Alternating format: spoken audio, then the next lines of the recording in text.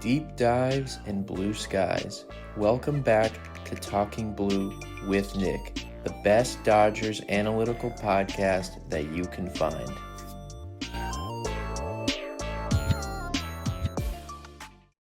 Ladies and gentlemen, welcome back to Talking Blue, the best Dodgers analytical podcast that you can find. I am your host, Nick. We are here to recap the Dodgers, the Diamondbacks, the final series of the first half. And as you probably know by now, it was the worst series of the entire first half. The Dodgers saved their worst baseball for the very last week of the first half. The Dodgers get swept. That's right. You heard that right. They get swept by the Arizona Diamondbacks at home. The first time they've been swept this entire season. First time they've been swept by the Diamondbacks since 2018. First time they've been swept by the Diamondbacks at home since 2017. Today was supposed to be a very nice celebratory pod recapping the entire first half, which we're still going to do, but we do have to talk about first, before we get to all that, we have to talk about this stinker of a series. So I will quickly recap each of the three games, give my thoughts, all of that stuff, and then we'll get to kind of my first half thoughts. It's not going to be a full recap of everything or like grades. If you're interested in some stuff like that, you can go down my pod, go down to a couple pods ago when I recapped the first 81 games. So obviously 162 games. 81 games is the real halfway point of the season. So it's a little bit before the actual All-Star break. So that was when I kind of gave my grades to a lot of the starters, everyone on the roster actually, and gave my thoughts. So today we'll be talking more about the team as a whole. It'll be kind of a quicker version of that, and kind of where my thoughts are going into the second half. So that'll be the second half of the pod. So as always, you can get this podcast on Apple Podcasts, Spotify, and YouTube. Subscribe to the YouTube channel. Turn on the notifications so you don't miss any of the videos dropping. You can follow us on all social media at Talkin' Blue Pod. That is Instagram, TikTok, and X. And then you can follow myself at Nick Talking Ball on X as well. You can also follow my other podcast called Baseball Mondays. Every Monday, I have a recap pod of the following week, all things Major League Baseball. You could look forward to tomorrow's episode, which will come out, around 5, 6 o'clock Eastern time. And it'll be talking about all the All-Star Home Run Derby stuff coming up, and also recapping the first half of Major League Baseball. So let's get into some injury roster stuff / All-Star stuff, actually. And then we'll get into the three horrible games. So first, congratulations to Justin Robleski. Yes, he was named to the All-Star game. I think it was yesterday, Saturday afternoon. Replaces an injured pitcher / Zach Wheeler declined, so Robleski gets the spot. Hey, that's exciting. I was hoping all week that he would get named as an injury reserve, whatever the naming is, for the All-Star team, and he gets it. Dodgers have 6 All-Stars, and yeah, shout out to Robleski. Who would have guessed that he would be a part of the All-Star team? Certainly deserving, and it's always nice when there's always snubs every year for the All-Star team. There are less and less, though, because the way they do the All-Star game nowadays with injuries and more players choosing not to pitch, specifically pitchers, you kind of get more and more All-Stars than ever. So you actually get, as a result, less snubs than ever. But still, there are players that are deserving to go that don't go. And it's nice that this year we don't have to look around and say, well, this guy was kind of deserving. Maybe the only guy that you can make a case for is Tanner Scott. But being a reliever who isn't a full-time closer makes it a little bit more difficult. Usually they just tend to pick relievers who lead the lead in saves. So it's nice that Ohtani, Muncy, Pages, Freddie Freeman, Yoshinobu Yamamoto, and Justin Robleski, all deserving, all get picked, and they will all be at the All-Star game, except for one guy, and we'll talk about that in a sec. But before we get to him, Kyle Hurt, before this series, Saturday, was optioned to OKC, and Landon Knack was reinstated from the 60-day IL. Landon Knack, starter or reliever in the minor leagues, kind of a quadruple A pitcher, kind of always struggles in the big leagues, pretty good down in the minors. Brought him up to give some relief and have a guy to eat some innings in the pen. And Kyle Hurt just kind of gets a little bit of a reset. He has struggled really ever since the month of June, where for the first 2 months of the season, he was very dominant. One of the Dodgers' higher leverage guys. I still think he will be a part of their plans for the bullpen going into the October, and we'll see him at some point. But I think they just wanted to give him a little bit of a reset, clean up some things, and then he'll be back. And also, Landon Knack is a guy who can eat multiple innings. So let's go to Shohei Ohtani. I mentioned him a second ago. So he was scratched from his start Friday night. He was supposed to pitch Friday against the Diamondbacks. Scratched with the left knee soreness, so the exact same knee that he's dealt with earlier in the year with the soreness. All right. He will not travel to Philadelphia for the All-Star game. So he's obviously he's not even going to play, won't even travel, won't even be there. Okay. He did DH in all 3 games this weekend. So that is, there are positive and negatives. All right. Obviously, the first thing is not going to get to see him in the All-Star game. He wasn't going to pitch, but not going to see him DH. Probably would have been like leading off to start the game. Not going to see that. So that's unfortunate. He got scratched from his start. But obviously the positive is that he was able to DH these games. So that does kind of give you a little bit of a, kind of calms you down that I think Shohei is fine. And I think this is just a way that the Dodgers have said, and Shohei, let's skip a start here. And you get to have more than a full week off of pitching. Actually, like 2 weeks off from pitching in the middle of a season. You'll have basically a little less than a week off from hitting. And get ready for the second half, which will actually be in New York next week against the Yankees. So, I think Dave Roberts even said if it was the postseason, he would be ready to pitch and he'd be ready to go. So it's just one of those things. I think it kind of gives a little bit more credence to the fact that the Dodgers and Ohtani have realized that, Shohei is a guy who I've said I think he kind of runs everything. Not runs the team, but like he came into the season saying, hey, I'm ready to full-time hit and pitch. No restraints, no innings limits. I'm making my start every 5-6 days, and that's how I want to do it. And I do think that when the season began, Shohei definitely had that in mind. Maybe he thought, hey, maybe I can get a chance at a Cy Young.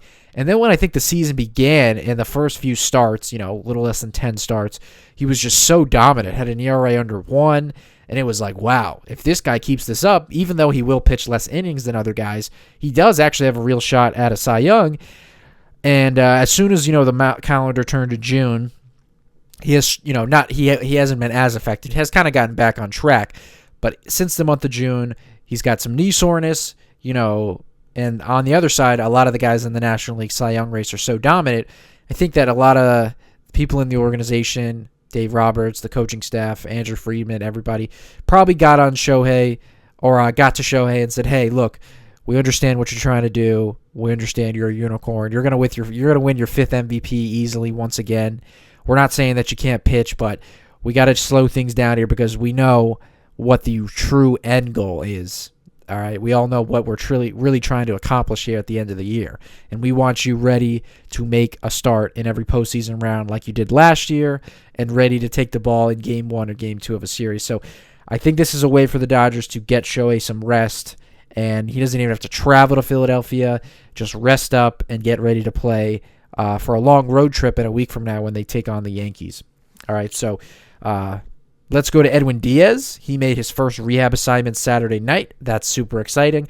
Expected return is late July. I'm assuming they will slowly build him up, pitch every couple days, and then eventually things will become less scheduled, in the minor leagues. Like now, he can go down there and they'll say, hey, you're going to pitch the 3rd inning tomorrow, 1 inning.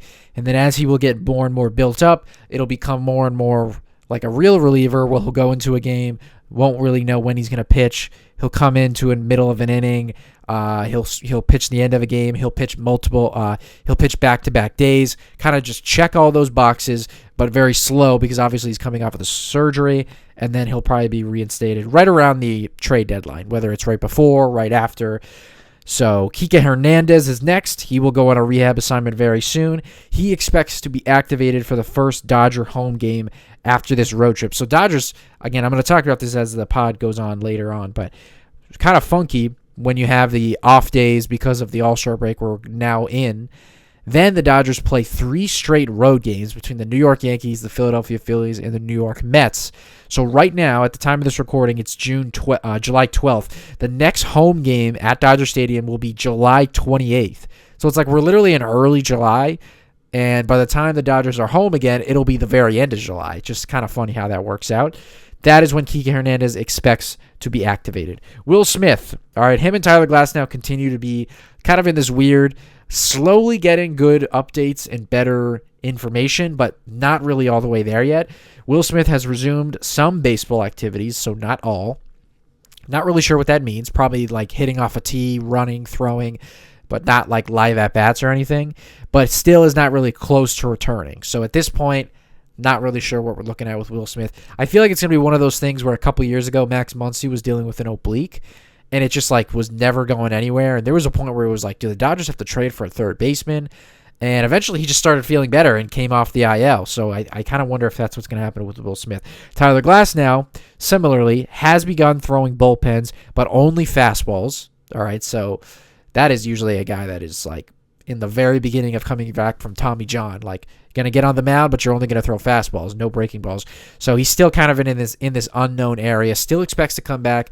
I would expect him still to come back, but it is slowly starting to get more into the how do I word it? He's slowly starting to get into the possibility of like, don't know if he's going to come back. Like, hopefully he does, but we don't know. Last guy, because we were almost 10 minutes in, Blake Snell expects to go on a rehab assignment after the All-Star break. And again, I think he will be on a very similar timeline to Edwin Diaz, probably a little bit after, I think, because I'm pretty sure he had his surgery after Diaz, but very similar timeline. Let's get into these three depressing games. I'm going to be very quick on them. I'm going to run through them pretty quickly because other than bad Dodger baseball, there's not much to talk about. So game one ends up being a bullpen game. It was, of course, supposed to be Ohtani. Kyle Hurt gets the start.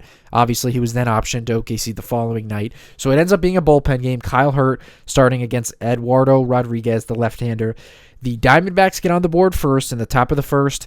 A RBI single from Gabriel Moreno. And then on top of that, a throwing error from Kyle Tucker. So this continues the poor defense. I'm going to get into all this. Diamondbacks go up 2-0. Dodgers would respond, though, right away. Bottom of the first. Shohei Ohtani, his 21st home run of the year, leadoff home run to left field, makes it 2-1. Right after that, Andy Pages, who of course will be starting the All-Star game in a couple days, he homers to left field, his 17th of the year to tie the game. So there we go. But fast forward to the fourth inning, Tim Tawa did not know that he was going to absolutely cook the Dodgers this weekend. He hits his second home run of the year to make it a 4-2 Diamondback game. Fast forward to the fifth where Gabriel Moreno, he grounds out to third baseman. Tommy Edman makes it a 5-2 game. After that, wild pitch from Edgardo Henriquez makes it 6-2. Tim Tawa, RBI single, makes it 7-2. Geraldo Perdomo, RBI ground out. You get the picture. Tim Tawa, another RBI single. He's just Barry Bonds, apparently. And the Dodgers lose by a score of 9-3. Very disappointing, sloppy game. And it was a precursor for the rest of this series.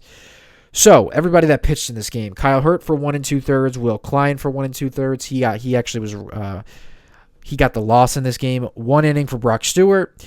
1 2/3 for Edgardo Henriquez. 1 for Jack Dreyer. 1 for Evan Phillips. And then 1 for Alex Vesia. And that was all she wrote. Okay. So, yeah, like I said, bullpen game. Kyle Hurt, he gave up the 2 earns in the first. Will Klein, he gets credited with the loss.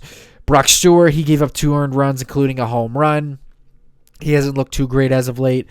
Just overall, a mess from the bullpen. Obviously, bullpen games are definitely difficult to execute because you're relying on like 6, 7, 8, 9 guys to have their best stuff that day, and almost nobody had their best stuff. All right, the defense, all right, they continue to be bad. We know that the Dodgers really showed cracks on defense for the first time all year earlier this week against the Rockies. Again, I'm going to get into all of that stuff. Defense continued to be bad in this game. 3 errors. Three errors. Throwing error from Kyle Tucker in the first. Dalton Rushing had an error on a little swinging bunt out in front of home plate. Fielded the ball, threw it to second base, threw it into center field. Horrible throw. And then Tommy Edman on an actual bunt came in charging, threw the ball to first, threw it away. So just incredibly sloppy defense. And then on top of that, after those 2 back-to-back home runs from Pages and Shohei, Pages did have 3 hits, so that was nice. Basically, the entire series was Andy Pages and then Shohei Ohtani home runs. They did have 9 total hits, but they also had 9 total strikeouts and just 1 walk. I mean, 1 walk. That's not Dodger baseball. not getting on base with the walks. 0 for 3 with runners in scoring position, 6 runners left on base. The game simply sucked. The bullpen pitching was terrible. The offense didn't really do anything after those 2 home runs. And then obviously the errors are going to absolutely kill you. What are you going to say? Absolutely sucks and makes you not feel good thoughts after the not-so-great Rocky series. Again, they were able to win 2 out of 3, but, trying to finish the first half strong. So let's go to Game 2. All right, trying to bounce back Saturday night. Yoshinobu Yamamoto's on the mound, taking on Brandon Pfaadt, the young right-hander of the Diamondbacks. Let's go to that game. All right, another game this is Saturday night. So the Diamondbacks get on the board first in the 4th inning. All right, this was Tim Tawa, an RBI ground out to Max Muncy. 1-0 Diamondbacks. Dodgers not on the board yet. 6th inning, Diamondbacks continue to add on. RBI sac fly for Max Kepler makes it 2-0. Tim Tawa once again, who again just Babe Ruth in this series, he doubles into left field to make it 3-0. Again, this is all off of Yamamoto, by the way. And then James McCann, he hits a 3-run homer off of Yamamoto to make it a 6-0 game. Yamamoto gets through 5 innings pitched, 1 earned run, tries to get through the 6th, and just like that, he gives up 6 earned runs through 6 innings pitched. Dodgers would tally on in the 6th inning thanks to RBI singles from Andy Pages and Mookie Betts to make it a 6-2 game. But the Diamondbacks were not done. They eventually would make it a 9-2 game. Another home run from James McCann, who I believe these were his first 2 home runs of the entire season came in this game. And they lose by a score of 9-2 to lose the series. They will try to avoid the sweep Sunday afternoon. Yamamoto goes 6. He gives up 6 earned runs. And then Landon Knack, goes 3 innings pitched. He gives up 3 earned runs. And that was all she wrote. All right. Yamamoto, I'll quickly talk about him. He goes 6 innings pitched, 5 hits, 6 earned runs, 4 walks, 6 strikeouts, and then 1 home run allowed. All right. Those 6 earned runs tied for a career high for Yamamoto, all right, which he did last year against the Angels. So, again, he got through 5 innings pitched with just 1 earned run allowed, but just completely fell apart in that 6th inning. Just completely sucks for him to end his first half like that. He's not even going to pitch in the All-Star game, so he's going to literally travel to Philadelphia, have to stew on that. Again, similar to the Dodgers, that's how they end their first half. I'm in no way worried about Yamamoto, but that just absolutely blows. It looks like he had a chance to put them in position to get a win, and it's like before you know it, it's 6-0. Again, offense didn't show up. 6 hits, 0 walks in this game. That is more alarming. No walks. How do you not get a single walk? That's the Dodgers' MO, is to draw a lot of walks. No, that's not their entire game plan, but that's part of their game plan. To get no walks, I mean, not many games will you win if you don't even get any walks. Just 2 horrible games that sucked in all facets. All right, horrible starting pitching, defense is killing you, nobody getting on base. Pretty simple. Let's go to Game 3. Try to avoid the sweep Sunday afternoon against the Diamondbacks, trying to end the first half on a positive note. Things started off well. All right, so it is Emmett Sheehan taking the ball against left-hander Mitch Bratt, the rookie. Shohei Ohtani leads off another game with a home run. So even though Shohei's dealing with some knee soreness, and the last couple weeks hasn't been as great offensively, hasn't really cooled off to where he's been bad, but hasn't necessarily been as hot where he was a few weeks ago. But he's still playing through the knee soreness. 22 home runs, another leadoff home run makes it 1-0. And then in the 3rd inning, a 2-out RBI single from Tommy Edman makes it 3-0. So the Dodgers have a comfortable, maybe not comfortable, but a 3-0 lead going into the 5th inning. Then with Emmett Sheehan on the mound, Diamondbacks get one run on the board thanks to an RBI double from Nolan Arenado. Ryan Waldschmidt, a sac fly, makes it a 3-2 game. And then in the 6th inning, Lourdes Gurriel Jr., this was a fielder's choice throwing error for Max Muncy, makes it 3-3. And then the Diamondbacks took the lead on an RBI single from Eldemaro Vargas. They take the lead 4-3. And then Tim Tawa, again, just to put the cherry on top for this god-awful series and his Hall of Fame series. Another home run, his 2nd of the series, 3rd home run of the year. So this guy entered the series with 1 home run all year. He leaves with 3. puts the Diamondbacks up now 5-3, and then Paul Sewald comes in to get his 22nd save of the year, and the Diamondbacks win by a score of 5-3. All right, so Emmett Sheehan for 5.1, Edgardo Henriquez for 2/3, Brock Stewart for 1, Tanner Scott for 1, Evan Phillips for 1.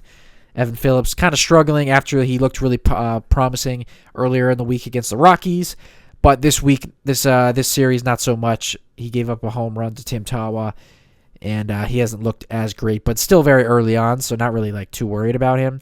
Emmett Sheehan, let me talk about him really quickly. He goes 5.1, 3 hits, 1 earned run, 1 walk, 7 strikeouts. Didn't give up any home runs, so that's great. Pretty solid start overall. Kind of similar to what he's done lately, where he hasn't been able to get too deep into games, but overall, still wasn't a horrible start.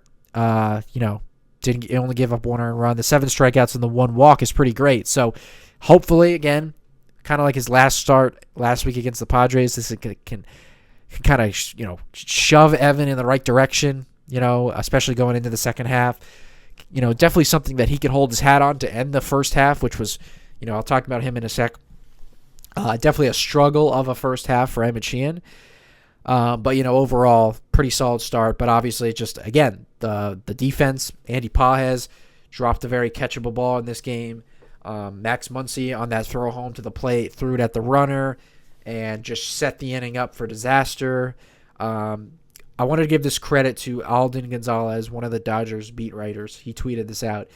So the Dodgers entered this week with 24 errors, which was the least in baseball. They have committed 9 in this week alone. So from 24 errors to 33 errors. Crazy. I mean, it was everybody. Max Muncy made a handful of errors. Who else? Tommy Edman, Dalton Rushing, like I said. Pages in the outfield. Kyle Tucker throwing errors. Really just not Dodger baseball. Their defense has been so amazing this year. Just pretty much a nightmarish week to end the first half. And again, got off to a 3-0 lead in this game, but then total numbers for the game, 3 hits and 5 walks. 5 walks is better, but only 3 hits. 1 for 5 with runners in scoring position, 4 runners left on base. So literally 3 straight games that were a combination of everything that you could do bad on a baseball field. Bad pitching, other than basically Emmett Sheehan. Bad pitching, horrible defense, no timely hitting, not a lot of offense. I mean, outside of, like I said, Pages and Shohei, Mookie Betts didn't really do much in this series. Max Muncy, not much. Freddie Freeman cooled off a tad. Teoscar Hernandez has been cold since coming off the IL. Kyle Tucker's gone back to being cold again. So a lot of guys cooled off in this series, and just no way to put it. Just, does it get any more disappointing? That's the first sweep of the year. First time I've gotten on here all season and talked about a sweep from the Dodgers.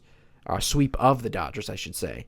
And so kind of weird that this is how we finish off the first half, because overall it was a very good first half for the Dodgers. Like I said in my last pod, most wins before the All-Star break since 2017, 61 wins, which leads baseball. They have the best record in baseball. They're still the only team in baseball to 60 wins. So, it's kind of a weird first half, or ending to the first half, I should say.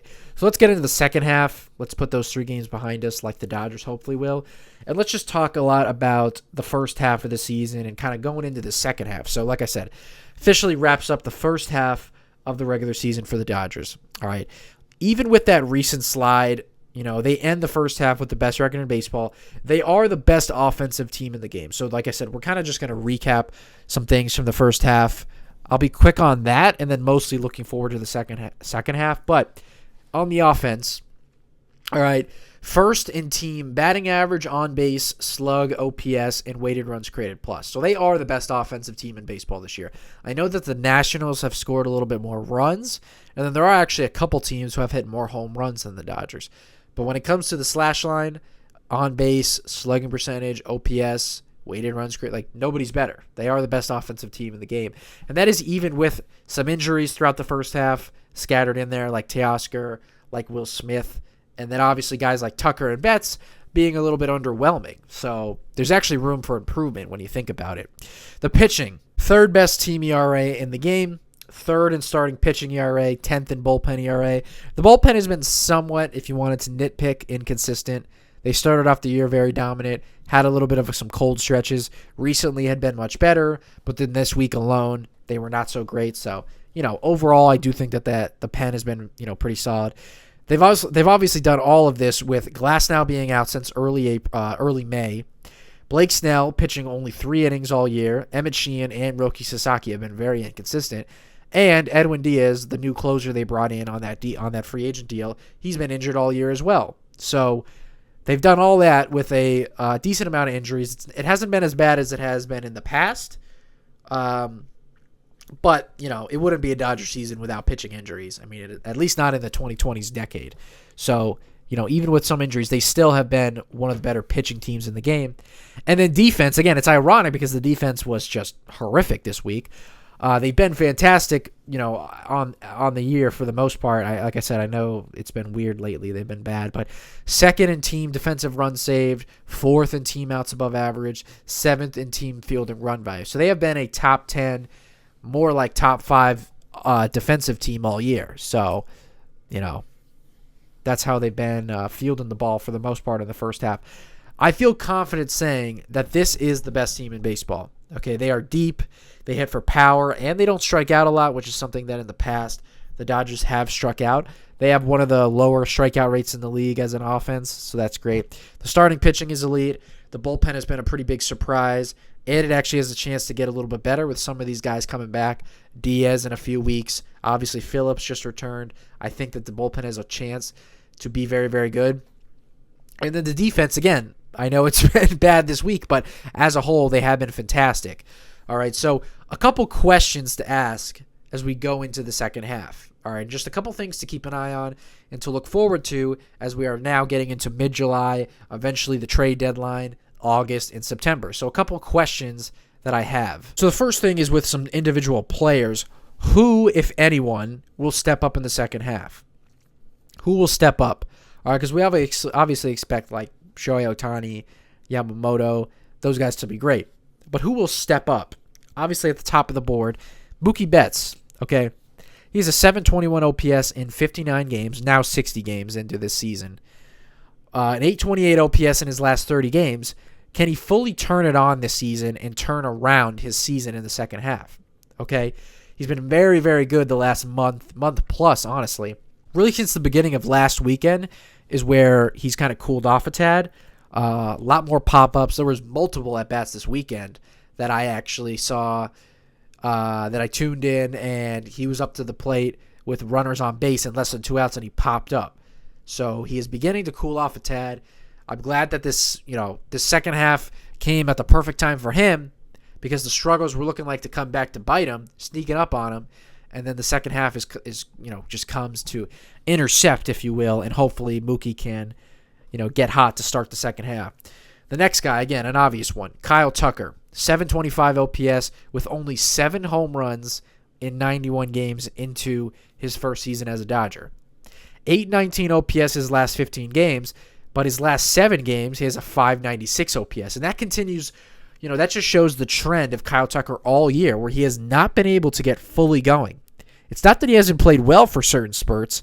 He was very underwhelming his first month as a Dodger, but then really when the end of April came around, really got into the middle of May, he was playing very well, but then he finished off the month of May very cold. In the month of June, he was kind of cold, started to heat up towards the end of June, into early July.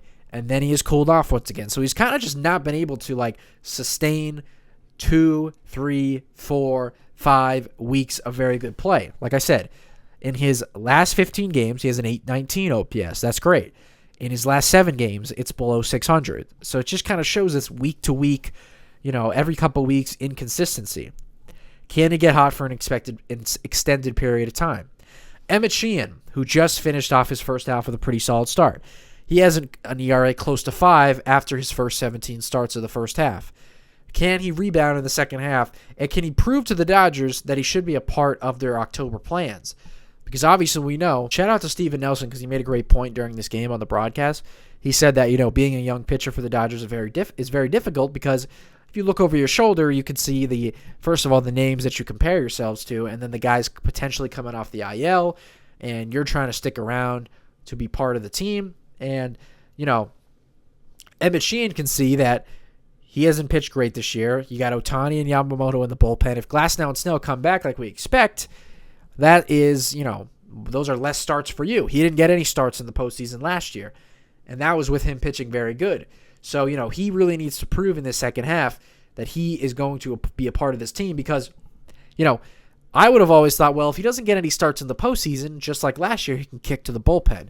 Well, if October rolls around and a lot of the things play out that I think is going to happen, like Glasnow and Snell coming back and those 4 guys being your starters, and then we have the bullpen of all these great options that I've talked about as of late, all the names that are down there, the Dodgers might get to a point where they're like, well, we don't really have any room for Emmett, so we can't really carry him on a roster. So he needs to prove that he is going to be a part of their plans. Same thing with Roki Sasaki.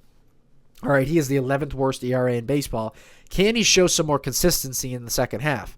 All right, can he at least get us a little bit more excited about him potentially going to the bullpen like he did last year when October rolls around? Again, another guy that, a lot of people all year have probably thought like myself, well, regardless if Sasaki struggles or not, he can go back to the pen.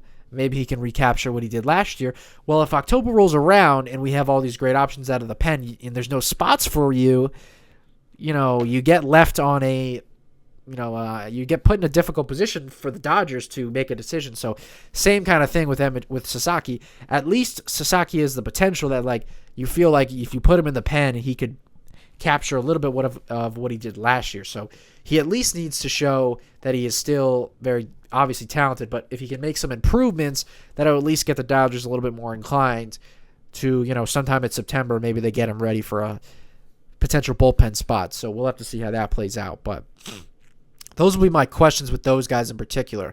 My next question for the Dodgers, all right, how healthy can the Dodgers get, and how could that impact the trade deadline? All right, we are now a little bit less than a month away from the deadline. Usually, as soon as we come out of the All-Star break and play baseball for a week, that is when all the real trade deadline rumors get going, honestly. So that's going to get all ratcheted up very soon. And when you tie in the injuries, the Dodgers are in a spot where, we already know about Snell and Glasnow. They've spent a ton of time in the IL. And God forbid if anyone else goes down, Shohei's obviously dealing with some knee soreness right now. Yamamoto did have an injury his first season in the big leagues. The rest of the rotation is all young guys. God forbid if another starting pitcher goes down, do the Dodgers actually have to trade for a starter at the deadline? I think this is going to be a very interesting deadline for the Dodgers because I'll be honest, I think there's a chance the Dodgers don't really do much at the deadline. And I'll get into this in a couple of future podcasts talking about deadline stuff, but I just think when you look at their entire roster, it's really dependent on some injuries. If you look at the rotation and you feel confident, well, Glasnow and Snell will be back. We got Ohtani and we got Yamamoto. I mean, those are your 4 playoff starters right there. I understand that you can't take everything for granted, and those guys will definitely be back, but I can feel pretty confident that Snell will be back, and then Glasnow I think will be back, but obviously as we get closer, you never know. And I think that the bullpen's going to continue to get healthier and be solid, and I just wonder, how does all the injuries potentially impact the deadline, where I think it's kind of one of those, kind of similar to last year where the Dodgers for a lot of the year had so many starting pitching injuries, but as soon as the deadline kind of got close, we were getting close to the deadline, a lot of the starters had returned, and Snell was a couple days from returning, when the deadline was arriving. So it was kind of like they don't really need to acquire any starting pitching anymore. So we're going to see, like I said, how will all of that play out, and then, like I said, the first part of that question, how healthy can the Dodgers get? When is Will Smith coming back? When is Kike Hernandez coming back? I assume both of those guys will be back in July. Kike, like I said, will be back definitely at the end of July. But Will Smith has continued to not really get any updates on his situation, so not really sure what to make of that. What about Edwin Diaz? And how does that affect the bullpen when he comes back? Obviously, he's coming back off of a surgery. So do the Dodgers just throw him out there as the closer? That's going to be something interesting to keep an eye on. And like I said, there's a world where the Dodgers don't really need to make any moves at the deadline. I think the injuries and time will tell. So I just think that if the deadline rolls around and there's really still uncertainty about Glass now, then maybe they look to trade for another starter. But I don't know. I see that on Twitter all the time. I think it's something every deadline, every team, says to themselves. Every fan base says, like, we need to go and get 2 bats, 3 relievers, 2 starters. And I'm always just like, guys, like, do you think, like, players just grow on trees? And I think that some people think, like, the Dodgers are getting schoolball. The Dodgers need to make a trade for a starter. And I'm like, I'm just warning you guys. I don't know that the Dodgers acquire anyone at the deadline. I think there's a chance maybe it's a right-handed bat or a left-handed bat, bench bat maybe, or maybe some sort of reliever. But I really think the Dodgers feel like that's going to be their playoff rotation. And then really the last question, and my biggest question, all right, and this becomes even more heightened with the way that this last series and last week went for the Dodgers. What version of the Dodgers will we see in the second half? All right. And when I say that, I don't mean because you might think it's a little confusing because we've only seen one version of the Dodgers this year. That's a good team because they have the best record in baseball. Well, we know they didn't wrap up the last week too clean. All right. But if you go back a year ago, very similar, Dodgers had one of the better records in the game. I don't think they had the best record, but one of the better records. And from the second half to the end of the season, they really didn't play that great. Before I get into that, though, will they keep the foot on the gas and finish the season with 100-plus wins? Will they try to keep a lot of the stars fresh and rested? Okay, they currently have a 12.5-game lead in the division, which I think just got dwindled down to 11.5 games. Of course, I understand, like, they're always going to try to win. I just want that to be understood. Like, if I were to say this in front of people that work for the Dodgers, they would say, like, well, we're always trying to win. And of course I understand that. But I do think that the Dodgers sometimes will kind of thread the needle of, like, we need to keep the pressure, the foot on the gas, but we really need to make sure that this team is healthy because we know that when October rolls around, we'll be ready. But I do think that last year that did get pushed to the test. Not pushed to the test in terms of missing out, but, they last year, again, the Dodgers might say, well, we weren't not trying to win. We were just struggling. We just weren't playing good.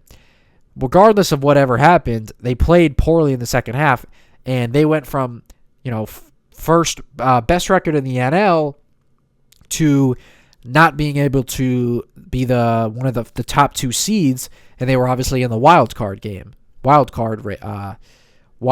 series. So, I don't want to sound weird when I say, like, the Dodgers are trying to lose or they're prioritizing, like, rest versus winning games. But, that'll be the question is, like, do they keep their foot on the gas? Do we see the same dominant team in the second half? And then the Dodgers, when the September rolls around, late September, they'll be looking towards getting 100 wins and wrapping up the division. Or will it be similar to last year? Will it be more of a struggle in the second half? And they'll kind of just be looking to, like, get it going the entire second half. Obviously, that question of will they keep their foot on the gas? Will they prioritize getting healthy? The truth, the real answer probably lies somewhere in the middle where I would imagine they do take health and, rest serious. But obviously, they're going to try to still win games. They are on pace currently to win over 100 games. Okay. They have 100. Their run differential, which I have 151 on here, but it's probably a little bit lower because of their loss today.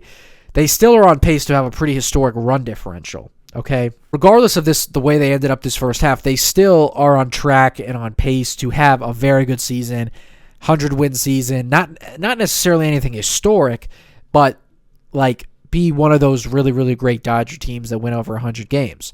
So that's really the question to me is, are they going to try to keep their foot on the gas to go for something like that? Or will it kind of be a similar season to last year? Will they struggle in the second half and settle for like 94, 95 wins? I know people of other fan bases could hear that and say, some fan bases are just trying to do anything to get in the postseason. But I'm just saying it's something as a Dodger fan that I will keep my eyes on. Again, they finished this first half 61 wins. Last year they finished with 58 wins, 58 and 39. But in the second half, they went 35 and 33. They were only 2 games over 500, and they finished with 93 wins. And something else to keep an eye on, like I mentioned, I alluded to a little bit earlier, is the schedule coming out of the All-Star break. So like I said, they start next Friday night in New York to take on the Yankees. First game out of the break. Then they go to Philadelphia to take on the Phillies, another very good team. Then they will go back to New York to take on the Mets, who are not good, but that's still a pretty difficult road trip. Then they go home to take on the Seattle Mariners, who are arguably the best starting pitching team in the game. Then they take on the Red Sox, who we'll see where they're at that point in the season. What they currently are winning, they're in the middle of a 9-game win streak. Then those 3 games will be at home. And then after that, they go back on the road to take on the Chicago Cubs in Wrigley. That is all in the month of July, and then the Cubs are early August. So for an entire month, they have a tough stretch of very, very good teams going forward. All right. This team has all the tools to finish with 100-plus wins. It'll just be interesting to see how they balance keeping the foot on the gas and prioritizing health. My predictions, my thoughts for how all this will play out, honestly, I think they'll finish around 102 wins. I think this team is better than the team last year. I think Ohtani's obviously going to be the MVP, but they will take it easy with his pitching. I don't think that they will do a lot at the deadline. That would be my prediction. I just think that when the deadline arrives and Snell is only a couple weeks from returning, and maybe we've gotten better news on Glass now, and Edwin Diaz is about to return, I just think that they'll look at it, and it's not that the Dodgers won't attempt trades or be on the phones, Andrew Friedman and Brandon Gomes, like they won't be on the phones. But I just think that people need to understand that the trade deadline, and I'll get into this, like I said, in future pods, but like the trade deadline is all about urgency, trying to, that it's that last chance to add to your team for a pennant run. So really, what happens is you deal with more desperateness, like more desperate teams. And so I just think that a lot of people are like, well, the Dodgers are set up perfectly to go trade for Tarek Skubal or whatever starting pitcher. And I just think that when the Dodgers call up and there are other teams interested, and it gets down to, well, hey, Andrew, this team just gave us their second-ranked prospect. Are you willing to match that? And I just think Andrew Friedman will say, no, we're not that desperate. I just think Andrew Friedman in the end will say, I'm going to roll with the 4 starters that won me a World Series last year. That's what I ultimately will think will happen. We'll see. We're still a few weeks away. If a couple injuries happen or vice versa, a couple more guys get healthy, that'll determine everything, honestly. Okay, like I said, I think that Glasnow and Snell will return some point in August to shape up that postseason rotation of Yamamoto, Ohtani, Snell, and Glasnow. Edwin Diaz, I think he will return and look much more like the true Edwin Diaz that we thought we were getting, kind of continue to even stabilize the bullpen more. I do think Mookie Betts and Kyle Tucker will play much better in the second half.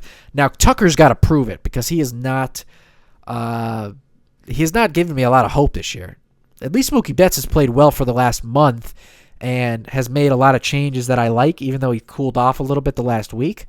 Tucker's got to show it, man. You got to come out ready to pop 2 homers in that Yankee series. Take advantage of that short porch.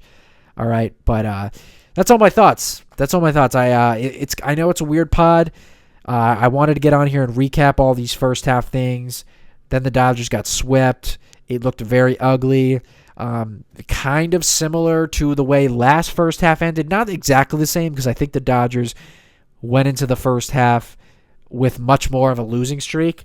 But regardless, they very similar to last season where they're going into the first half like, ooh, get us to the first half. So there's something odd about the first half ending that the second half begins and it's like a new season, a new mindset and all that stuff. So that's all I have for you guys. I wanted to do this so I don't have to get on during the week, and I'm not going to make any kind of first half recap. I will, be back in a week to recap the Yankees and the Dodgers. So enjoy this time off. Hopefully the Dodgers can get rested. All the guys that will not be going to Philadelphia, rest up, get ready for this.